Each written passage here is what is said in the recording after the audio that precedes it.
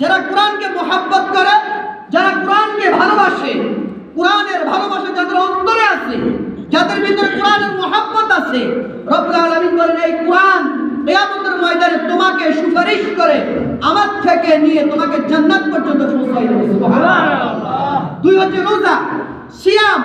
তুমি যে আল্লাহ রাব্বুল আলামিনকে রাজি খুশি করার উদ্দেশ্যে যে তুমি যে কষ্ট করতেছো, সিয়াম সাধনা করতেছো, এই সিয়াম কিয়ামতের ময়দানে আমার থেকে তোমাকে সুপারিশ করে জান্নাত পর্যন্ত পৌঁছায় দেবে। সুবহানাল্লাহ। আসিয়াম ওয়াল কুরআন ইয়াশফা'আনি লিল আবদ। রাসূল বলেন কিয়ামতের ময়দানে দুইটি জিনিস বান্দার জন্য সুপারিশ করবে। এক হচ্ছে কোরআন, দুই হচ্ছে রোজা। এক হচ্ছে কোরআন, দুই হচ্ছে কি রোজা। এই দুইটি জিনিস আমাদের জন্য সুপারিশ করবে। তাহলে কোরআনের মহব্বত থাকা দরকার আছে না? আছে। কোরআন পড়া দরকার আছে নাকি? আছে। এখন কোন মাস? রমজান মাস না?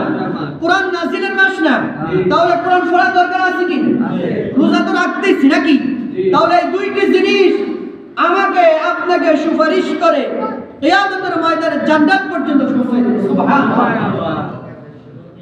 অন্য হাদিসে রাসূল সাল্লাল্লাহু আলাইহি সাল্লাম বলেন যারা রোজাদার, যারা রোজা রাখবে কার জন্য? আল্লাহর জন্য।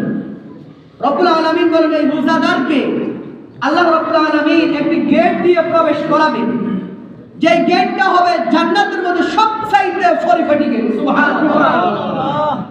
যেই গেটের থেকে উন্নত মানের আর কোনো গেট হতে পারে না, তার নাম হচ্ছে রায়্যান। ওই গেটের নাম কি? রায়্যান।